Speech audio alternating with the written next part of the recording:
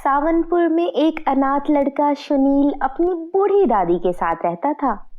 सुनील को मुर्गियां बहुत पसंद थीं, पर उसकी दादी उसे मुर्गी लेकर ना देती।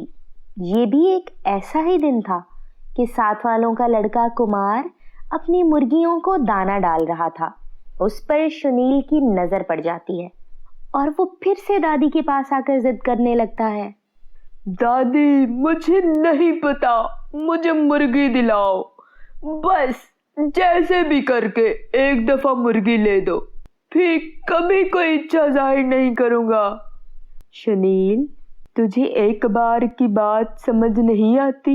हमने मुर्गी नहीं रखनी, फिर क्यों एक ही बात बार बार करता है? मैंने मुर्गी लेनी है। दादी, मुझे लेकर दो, वरना मैं भोजन नहीं खाऊंगा। ठीक है, नहीं खाना तो मत खा, पर तुझे मुर्गी नहीं लेकर देनी मैंने। मेरी बूढ़ी हड्डियों में इतनी शक्ति नहीं है जो इस उम्र में मुर्गियों के पीछे भागती फिरूं। तुम स्कूल जाओगे या मुर्गियां संभालोगे? दादी, मैं स्कूल से वापस आने के बाद उसे वॉक करवा लाया करूंगा। आप इस बात की चिंता मत करो। हाँ हाँ, फिर तो सारा दिन उसी के पीछे भागता रहेगा, तो ट्यूशन कौन जाएगा? ट्यूशन भी जाऊंगा दादी। अब दया करो प्लीज। आज अगर मेरे माता पिता जिंदा होते तो वो कभी मेरी मनोकामना अधूरी ना रहने देते। इतना कहकर सुनील रोता हुआ अपने कमरे की ओर चल दिया। दादी सुनील की बात सुनकर बहुत अशांत हुई और उसने सुनील को मुर्गी लेकर देने का फैसला कर लिया। अगले दिन छुट्टी के कारण सुनील घर पे ही था। सुनील, अरे ओ सुनील, कहाँ हो? बाहर आओ, चलो मेरे साथ बाजार और मुर्गी खरीद लो। सुनील जो निराश पलंग पर लेटा था, दादी की बात सुनकर दौड़ता हुआ बाहर आया और दादी, आप सच कह रही हैं? क्या आप सच में मुझे मुर्गी दिलाएंगी? हाँ, मैं सच में दिलाऊंगी। अब जल्दी से तैयार होकर आ जाओ। सुनील और उसकी दादी बाजार की ओर चल पड़े और सारा बाजार छान मारा, परंतु उनको मुर्गी कहीं ना मिली। वो निराश वापस लौट आए।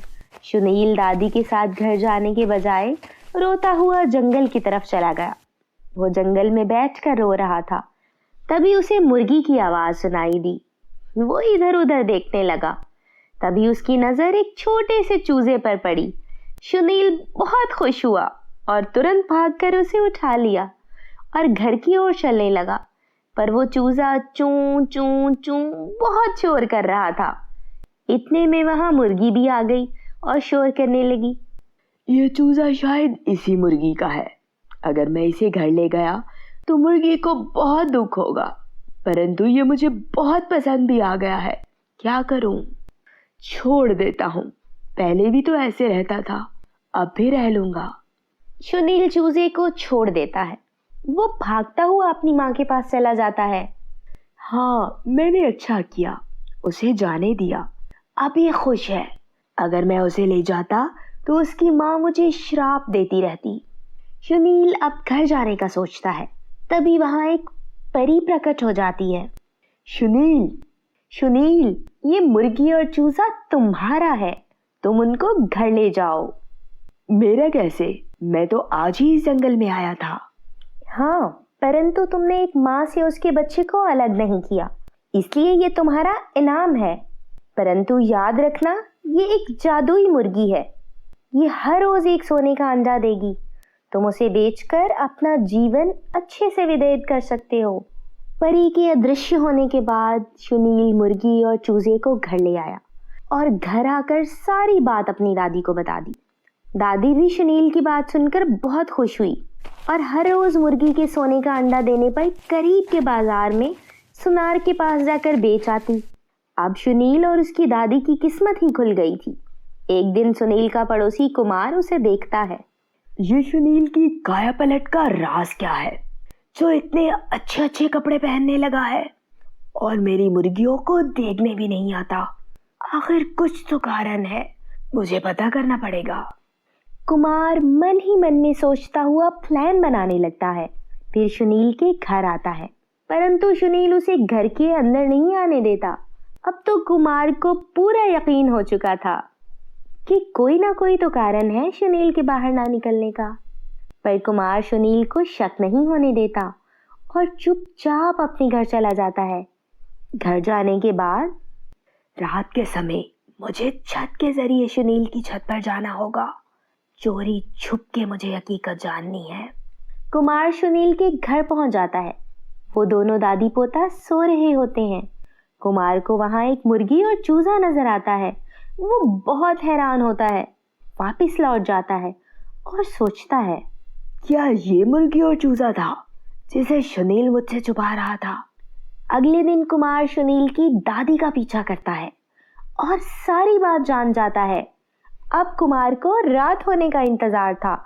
जैसे ही रात होती है वो उनके घर जाता है और सुनील की मुर्गी और चूजा चुरा कर ले आता है और उसके पास बैठकर मुर्गी के अंडे का इंतजार करने लगता है। पर ऐसे ही बैठे बैठे कुमार को 2 दिन गुजर जाते हैं, पर मुर्गी अंडा नहीं देती। कुमार का गुस्से से बुरा हाल था, परंतु इंतजार करने के अलावा कोई उपाय भी नहीं था। सुनील जब अपनी मुर्गी और चूजे को अदृश्य पाता है तो वो बहुत रोता है। मेरी जादुई मुर्गी, काश मैंने अच्छे से तुम्हारी रक्षा की होती तो आज मुझे यूं रोना ना पड़ता। सुनील, चुप कर जा मेरे बच्चे, इसी में ऊपर वाले की मर्जी थी। हिम्मत कर और प्रार्थना कर हमारी मुर्गी हमें मिल जाए। हाँ दादी, आप ठीक कह रही हो, हमें प्रार्थना करनी चाहिए।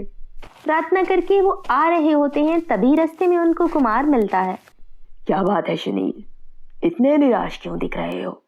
ऐसे लग रहा है जैसे तुम्हारी बहुत कीमती चीज खो गई हो। बस यार, ऐसा ही समझ लो, हमारी बहुत कीमती चीज कहीं चली गई है। ओह, क्या मैं जान सकता हूँ तुम्हारी इस कीमती चीज का नाम क्या था? चलो सुनील, देर हो रही है, घर चलते हैं। बाकी की बातें तुम लोग बाद में करते रहना। दादी सुनील को कुछ भी बताने से पहले घर ले आती है। चालाक बुढ़िया, तुम क्या समझती हो मुझे पता नहीं? मैं सब जानता हूँ। तुम लोग बताना नहीं चाहते कि तुम लोगों की जादुई मुर्गी अदृश्य है, पर कोई नहीं, इसमें भी मेरा ही फायदा है। कल को अगर तुम लोग किसी को कहोगे भी कि ये तुम लोगों की मुर्गी है तो कोई विश्वास नहीं करेगा। कुमार मन ही मन में हंसता हुआ घर आ जाता है और आते ही मुर्गी के पिंजरे की ओर जाता है। वहां जाकर ये देखकर उसकी आंखें फटी की फटी रह जाती हैं कि मुर्गी ने अंडा दे रखा था। कुमार जल्दी से अंडा उठा लेता है। बाप रे, ये तो सचमुच सोने का अंडा है। वाह कुमार, तेरी तो लॉटरी निकल गई, लॉटरी।